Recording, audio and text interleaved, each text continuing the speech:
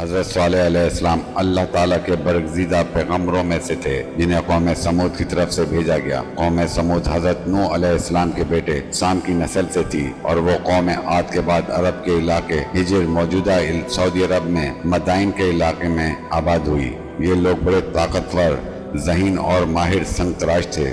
انہوں نے پہاڑوں کو تراش کر عالیشان گھر بنائے، لیکن ان کے دلوں میں غرور، دنیا پرستی اور شرک گھر کر چکا تھا۔ حضرت صالح علیہ السلام انہی کی قوم سے تھے۔ وہ نہایت عقل مند، سچے، نیک اور قابل احترام انسان تھے۔ اللہ تعالیٰ نے انہیں نبوت عطا فرمائی اور قوم سمود کی ہدایت کے لیے منتخب کیا۔ حضرت صالح علیہ السلام نے اپنی قوم کو توحید کی دعوت دی اور کہا، اے میری قوم، اللہ کی عبادت کرو، اس کے سوا تمہارا کوئی معبود نہیں۔ اس نے تمہیں زمین سے پیدا کیا اور تمہیں اس میں آباد کیا، بس اس سے ہی معافی مانگو اور اس کی طرف رجوع کرو۔ لیکن قوم نے ان کی بات نہ مانی اور کہنے لگی، اے صالح، تم تو ہم میں پہلے بڑے امیدوں کے قابل تھے، کیا تم ہمیں ان معبودوں کی عبادت سے روک رہے ہو جن کی عبادت ہمارے باپ دادا کرتے آ رہے ہیں؟ قوم سمود نے حضرت صالح علیہ السلام سے کہا، اگر تم واقعی سچے نبی ہو تو کوئی معجزہ دکھاؤ۔ انہوں نے خاص طور پر یہ کہا کہ وہ ایک پہاڑ سے حاملہ اونٹنی نکلتی ہوئی دیکھنا چاہتے ہیں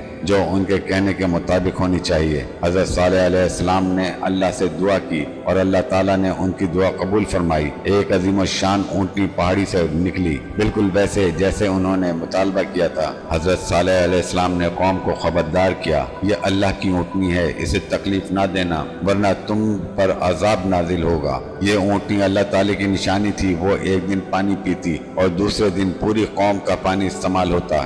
اس کے دودھ سے پورے قبیلے کو رزق ملتا، لیکن قوم سمود نے اس نشانی کا بھی انکار کیا۔ انہوں نے ایک سازش کے تحت اونٹنی کو قتل کر دیا۔ حضرت صالح علیہ السلام نے انہیں سخت خبردار کیا، تم نے اللہ کی نشانی کو قتل کیا، اب 3 دن انتظار کرو، اس کے بعد تم پر اللہ کا عذاب نازل ہوگا۔ قوم سمود نے ان کا مذاق اڑایا، لیکن چوتھے دن ایک زبردست چیخ اور زلزلے کے ساتھ اللہ کا عذاب آیا۔ پوری قوم تباہ و برباد ہو گئی، ان کے عالیشان گھر کھنڈر بن گئے۔ حضرت صالح علیہ السلام اور ان کے ماننے والے لوگ اللہ کے حکم سے پہلے ہی اس جگہ سے نکل گئے تھے، وہ عذاب سے محفوظ رہے۔ حضرت صالح علیہ السلام نے اپنی قوم سے فرمایا، اے میری قوم، میں نے تمہیں اپنے رب کا پیغام پہنچایا اور تمہاری خیر خواہی کی، لیکن تم خیر خواہوں کو پسند نہیں کرتے۔